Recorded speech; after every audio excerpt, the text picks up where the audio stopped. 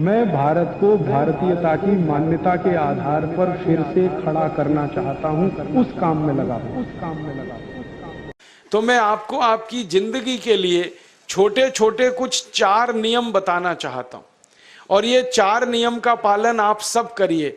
मैं आपको विनम्रतापूर्वक लेकिन विश्वास से कहता हूं कि ये 4 नियम का जो भी पालन करेगा, जिंदगी में बीमारी और रोग उसको कभी आएंगे नहीं। आप भी अगर ये पालन करेंगे तो बहुत अच्छा होगा। मैं भी करता हूं मेरे जीवन। मैं पिछले 15 वर्षों से योग प्राणायाम करता हूं, उसके साथ कुछ नियम मैंने बनाए हैं, वो नियम का पालन करता हूं, और वही नियम आपको बताना चाहता हूं। स्वामी जी पालन करते हैं, मैं करता हूं, हमारे लाखों योग शिक्षक करते हैं, और इन नियमों का पालन करने से हमको इतना लाभ हुआ है कि कभी बीमारी आती नहीं। 15 साल से मैंने हर बार मेरा बीपी चेक किया, नॉर्मल है, शुगर नॉर्मल है, ट्राइग्लिसराइड्स नॉर्मल है, कोलेस्ट्रॉल नॉर्मल है। पिछले 15 साल में कभी सर्दी जुकाम भी नहीं हुआ, गला भी नहीं बैठा, कभी हॉस्पिटल नहीं देखा, कभी डॉक्टर के पास नहीं गए, क्योंकि जरूरत नहीं पड़ी। और वो जरूरत नहीं पड़ी क्योंकि हम निरोगी हैं, स्वस्थ हैं। ये निरोगी और स्वस्थ होने के लिए आयुर्वेद की एक छोटी सी जानकारी आपसे मैं शेयर करना चाहता हूं। आयुर्वेद में यह कहा गया है कि किसी भी व्यक्ति को निरोगी होना है, रोग मुक्त होना है, तो अपने जीवन में 3 बातों का ध्यान रखे। अपना वात, पित्त और कफ, तीनों का संतुलन रखे। वो 3 तरह के दोष हैं हमारे शरीर में, वात, पित्त, कफ। आपने सुना होगा, ये त्रिदोष आधारित शरीर है। जब वात बहुत बिगड़ जाता है तो 80 से ज्यादा रोग आते हैं। जब पित्त बहुत बिगड़ जाता है तो लगभग 46 से 50 रोग आते हैं, और जब कफ बिगड़ जाता है तो 28 रोग आते हैं, और वात, पित्त, कफ तीनों बिगड़ जाएं तो 148 रोग आते हैं। सर्दी, खांसी, जुकाम से लेकर और कैंसर तक जो आखिरी रोग माना जाता है, ये सब वात, पित्त, कफ के बिगड़ने का खेल है। तो इस देश के आयुर्वेद चिकित्सा के सबसे महान लोगों में से कुछ नाम आप जानते हैं, जैसे चरक ऋषि, जैसे सुश्रुत ऋषि। ऐसे एक ऋषि हुए बाघभट्ट। बाघभट्ट ऋषि ने एक पुस्तक लिखी है, उसका नाम है अष्टांग हृदयम, और एक पुस्तक लिखी है, उसका नाम है अष्टांग संग्रहम। इन दोनों पुस्तकों में उन्होंने 7000 नियम बताए हैं।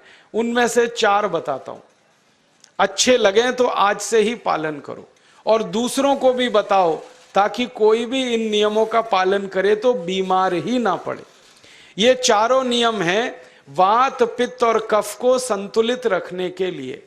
अब वात, पित्त, कफ तीनों एक साथ आपके संतुलित रहें, तो उसके लिए पहला नियम है खाना खाने के तुरंत बाद पानी नहीं पीना। ये पहला नियम है। आप बोलेंगे ये तो बड़ी मुश्किल बात है, खाना खाते ही पानी पीते हैं हम तो सबके सब, और बिना पानी पिए खाना ही नहीं खाते। कई लोग तो खाने से ज्यादा पानी पीते हैं, खाना कम खाते हैं, पानी ज्यादा पीते हैं। ये खाना खाने के बाद पानी कभी भी नहीं पीना, क्योंकि महर्षि बाघभट्ट कहते हैं भोजनांते विषम वारी, माने भोजन के अंत में पानी पियो तो जहर के पीने के जैसा है। इसलिए वो कहते हैं कभी भी खाने के तुरंत बाद पानी मत पियो। अब आप मुझे पूछोगे क्यों नहीं पिए, कारण बता दो। कारण मैं बताना चाहता हूं सरल भाषा में। हम जब खाना खाते हैं ना, तो पेट में सारा खाना इकट्ठा होता है। पेट में एक स्थान होता है, उसको हम कहते हैं जठर। संस्कृत में, हिंदी में जठर कहते हैं, अंग्रेजी में उसको एपिगैस्ट्रियम कहते हैं, हिंदी में कुछ लोग उसको आमाशय भी कहते हैं। ये जठर छोटा सा स्थान है। आपके पेट में नाभि है ना, उसके लेफ्ट साइड में बाईं तरफ छोटा सा स्थान है। सारा खाना आपका इसी स्थान पर आता है। जो भी आप खाते हो, रोटी, चावल, दाल, सब्जी, दूध, दही, कुछ भी खाओ, सब कुछ जठर में आता है। अब जठर में जैसे ही खाना इकट्ठा होता है तो उसमें आग जलती, और उस आग को कहते हैं जठर अग्नि। मिला के बोल देते हैं जठराग्नि। आप जैसे ही खाना खाते हो, पेट में, जठर में अग्नि जलती है। वो अग्नि खाने को पचाती है, और अग्नि खाने को ऐसे ही पचाती है जैसे रसोई घर की अग्नि खाने को पकाती है। आपके रसोई घर में आप अग्नि जलाओ, उसके ऊपर दूध रख दो, दूध में थोड़ा चावल डाल दो, अग्नि जब तक जलती रहेगी खीर तब तक बनती रहेगी। आप घर में अग्नि जलाओ, उसके ऊपर पानी रख दो, उसमें दाल डाल दो, दाल की पकने की क्रिया तब तक चलेगी जब तक अग्नि जलेगी। ऐसे ही पेट में होता है, जैसे ही आपने खाना खाया पेट में अग्नि जलती है, और जब तक अग्नि जलती है तो खाने के पचने की क्रिया चलती है। जैसे रसोई घर में खाना पकाते हैं वैसे ही पेट में भी खाना पकता है, इसी को हम पचने की क्रिया कहते हैं, अंग्रेजी में उसको डाइजेशन कह देते हैं। तो आपने खाना खाया, पेट में अग्नि जल गई, अब वो खाने को हजम करेगी, पचाएगी। अब मुझे एक प्रश्न का उत्तर दो आप, कि जैसे ही आपने खाना खाया पेट में अग्नि जल गई और वो खाने को पचा रही है, तुरंत आपने गट गट गट गट पानी पी लिया और खूब ठंडा पानी पी लिया, बर्फ मिलाया हुआ पानी पी लिया, फ्रिज का पानी पी लिया, क्या होने वाला है? अग्नि जलेगी कि बुझेगी? अग्नि के ऊपर पानी डालो तो अग्नि और पानी की दोस्ती नहीं है, दुश्मनी है। पानी अग्नि को बुझा देता है। तो आपने खाना खाया, अग्नि जली, पीछे से गटगट पानी पी लिया, अब अग्नि शांत हो गई, अब खाना पचेगा नहीं, तो वो पेट में पड़ा पड़ा सड़ेगा, और सड़ा हुआ खाना 100 से ज्यादा विष पैदा करेगा, और वो 100 विष आपकी जिंदगी को नरक बना देंगे और जिंदगी भर आप बीमार पड़े रहेंगे। आपको मालूम है, कई लोग कहते हैं मुझे पेट में बहुत गैस बनती है। ये गैस उन्हीं को बनती है जिनका खाना हजम नहीं होता। कोई लोग कहते हैं कि मुझे पेट में जलन होती है, ये जलन उन्हीं को होती है जिनका खाना पचता नहीं। कोई कहते हैं कि मेरे पेट में एकदम गुम हो जाता है, फूल जाता है, ये सब वो लक्षण हैं जब खाना पचता नहीं। तो खाना पचेगा नहीं तो सड़ेगा, सड़ेगा तो विष पैदा करेगा, और वो विष आपको बीमार करेंगे। इसलिए महर्षि भागवत ने कहा, खाना खाते ही पानी मत पियो। समझ में आया? फिर आप बोलोगे कितनी देर तक नहीं पिए? कम से कम 1 घंटे तक। 1 घंटे बाद पानी पियो। आप बोलोगे जी 1 घंटा क्यों? ये जो अग्नि जलने की क्रिया है ये लगभग 1 घंटे तक ही चलती है पेट में, उसके बाद अग्नि अपने आप शांत हो जाती है, उसके बाद पानी पी लो। तो खाना अगर 10 बजे खाया तो 11 बजे पानी पियो, 11 बजे खाया तो 12 बजे पियो, 12 बजे खाया तो 1 बजे पियो, 1 घंटे बाद पानी पियो। अब आपके मन में यह सवाल आ सकता है कि खाना खाने के पहले पी लें क्या? हाँ पी लो, 40 मिनट पहले पेट भर के पानी पी लो। 10 बजे खाना खाना है, 9:20 पे खूब पानी पी लो, जितना पी सकते हो। 11 बजे खाना खाना है, 10:20 पे पी लो, खूब पानी पी लो, 40 मिनट पहले। आप और एक सवाल पूछ सकते हो कि अच्छा ठीक है, खाने के बाद पानी तो नहीं पिएंगे, कुछ और पी सकते हैं क्या पानी को छोड़कर? तो उसके लिए भागवत जी कहते हैं कि खाने के तुरंत बाद अगर पीना है तो दही की लस्सी पियो, मट्ठा। खाने के बाद अगर तुरंत पीना है तो फलों का रस पियो, गन्ने का रस पी लो, संतरे का रस पी लो, मौसमी का रस पी लो, अनार का रस पी लो। अब आप कहोगे ये सब महंगी महंगी चीजें बता रहे हैं, गन्ने का रस, संतरे का रस, अनार का रस, पैसे तो है नहीं।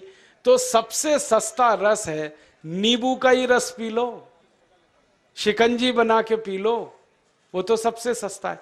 तो खाना खाने के बाद या तो दही की लस्सी पियो या रस पियो। और एक तीसरी चीज है, दूध पी सकते। तो खाने के तुरंत बाद पीना है तो दही की लस्सी या मट्ठा, खाने के तुरंत बाद पीना है तो कोई फल का रस, खाने के तुरंत बाद पीना है तो दूध। पानी 1 घंटे बाद पियो।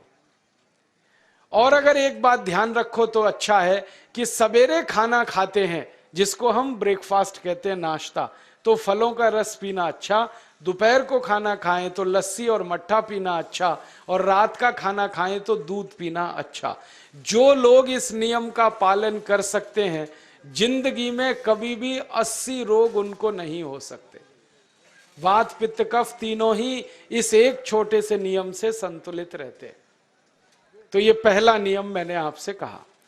दूसरा नियम एक और है, और वो नियम ये है कि पानी कभी भी पियो, घूट घूट भर के पियो।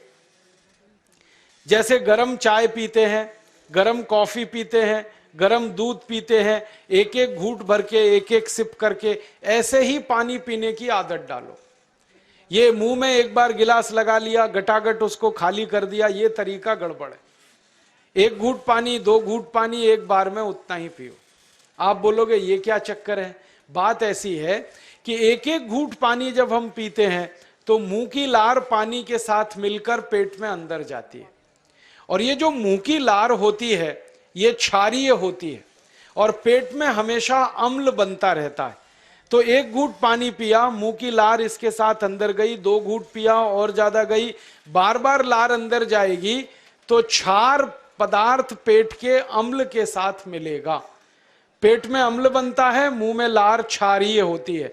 तो ये क्षार को अम्ल में मिला दिया जाए और ये अच्छे तरीके से मिलकर पेट में जाए तो कभी भी कोई व्यक्ति के पेट को अम्लता नहीं होती, एसिडिटी नहीं होती। और पेट में अम्लता नहीं होती तो रक्त में अम्लता नहीं होती, और जिनके रक्त में अम्लता नहीं होती उनकी जिंदगी में कभी भी वात पित्त कफ के असंतुलन की स्थिति पैदा नहीं होती। इसलिए पानी घूट घूट करके पीना। मैं आपको एक छोटा सा मेरा ऑब्जर्वेशन बताता हूं, परीक्षण। आप भारत देश में या दुनिया में कहीं भी जाओ, मनुष्य को छोड़कर पशु पक्षियों को देखना शुरू करो, वो पानी कैसे पीते। किसी चिड़िया को पानी पीते हुए देखो, किसी पक्षी को पानी पीते हुए देखो, वो चोंच के एक बूंद ही के बराबर ही पानी उठाता है। एक बार में एक बूंद पानी लेगा, फिर थोड़ी देर चोंच चलाएगा, फिर पिएगा, फिर दूसरी बूंद लेगा, फिर चोंच चलाएगा, फिर पिएगा, फिर तीसरी बूंद। एक एक बूंद पक्षी पानी पीता है।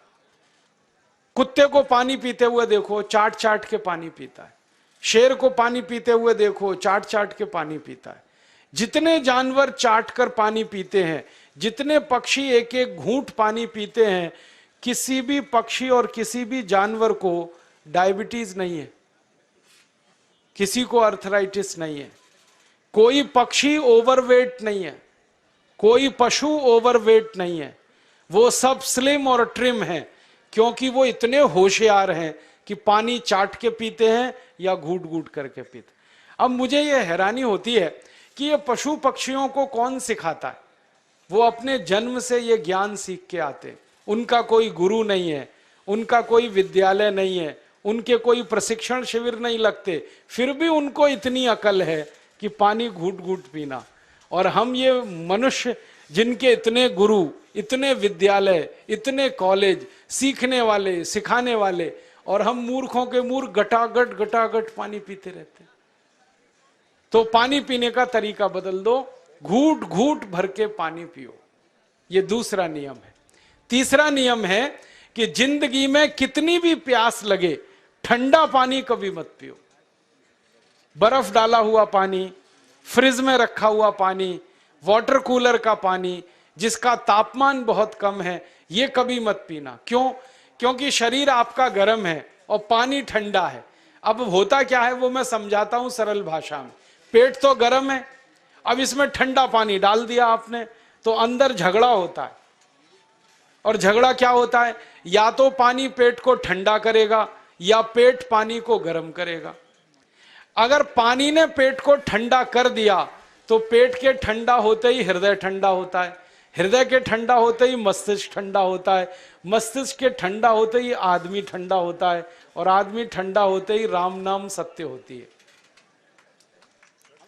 आपको मालूम है जब शरीर ठंडा पड़ जाता है तो घर में भी नहीं रखते, निकाल के बाहर सड़क पे रख देते। जो घर आपने बनाया अपनी मेहनत से, शरीर के ठंडा पड़ते ही निकाल बाहर करते हैं उस घर में से, और फिर चिल्लाने लगते हैं लेके जाओ, जल्दी लेके जाओ, इसको जला के आओ। माने ठंडे शरीर की इज्जत नहीं है। तो ठंडा पानी क्यों पी रहे हो भाई? बंद कर दो। कोई जानवर ठंडा पानी नहीं पीता, कोई पक्षी नहीं पीता। तो आप ये ठंडा पानी पीना बंद करो, सादा पानी पीना शुरू करो। और गर्मी के दिनों में बहुत अगर आपको तकलीफ है तो मिट्टी के घड़े का पानी पी लेना, फ्रिज का और बर्फ का नहीं पीना। ये तीसरा नियम है।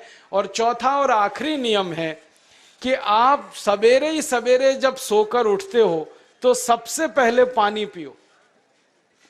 जैसे ही आपकी आंख खुल गई तो पहले 2-3 गिलास पानी पी लो, उसके बाद आप टॉयलेट में जाओ। उठते ही पानी पियोगे तो 2 फायदे हैं। पहला फायदा यह है कि पानी पेट में जाकर बड़ी आंत को साफ करता है, और जैसे ही बड़ी आंत की सफाई होगी पेट पे दबाव पड़ेगा और आप संडास घर में जाएंगे, 2-3 मिनट में पेट आपका साफ हो जाएगा। जिनका पेट सुबह एक बार में साफ हो जाता है उनकी जिंदगी में कभी रोग नहीं आता। इसलिए सुबह सुबह उठते ही पेट साफ होना जरूरी है। और उठते ही पानी पियोगे तो मुंह की जो लार है वो पानी के साथ मिलकर अंदर जाएगी। सुबह पेट में एसिड की मात्रा ज्यादा होती है, इसलिए लार का पेट में जाना बहुत जरूरी है। इसलिए सुबह उठते ही पानी पीना बहुत जरूरी है। ये 4 नियम हैं आयुर्वेद के। पहला नियम, खाना खाने के 1 घंटे बाद पानी पीना। दूसरा नियम, पानी को हमेशा घूट घूट भर के पीना। तीसरा नियम, कभी भी जिंदगी में ठंडा पानी नहीं पीना। और चौथा और आखिरी नियम, सवेरे उठते ही सबसे पहले पानी पीना। 4 नियमों का पालन जो भी अपने जीवन में कर सकता है वो वात पित्त कफ तीनों को संतुलित रख सकता है। और जिसका वात पित्त कफ संतुलित है उसके जीवन में बीमारी नहीं आती है, और जो बीमार नहीं पड़ते हैं वो स्वस्थ और तंदुरुस्त और सुखी रहते हैं। उनकी जिंदगी का खर्चा कम होता है और देश का भी बहुत सारा पैसा बचता है। आपको शायद मालूम है या नहीं, 1 साल में हम जब बीमार पड़ जाते हैं भारतवासी, तो साल का करीब 6 लाख करोड़ रुपया हमारा खर्च हो जाता है उन बीमारियों का इलाज करने में। दोस्तों, सबसे पहले तो चैनल सब्सक्राइब करें, फिर लाइक, कमेंट और शेयर करें। और हाँ, हमारा एंड्रॉयड ऐप डाउनलोड करना ना भूलें।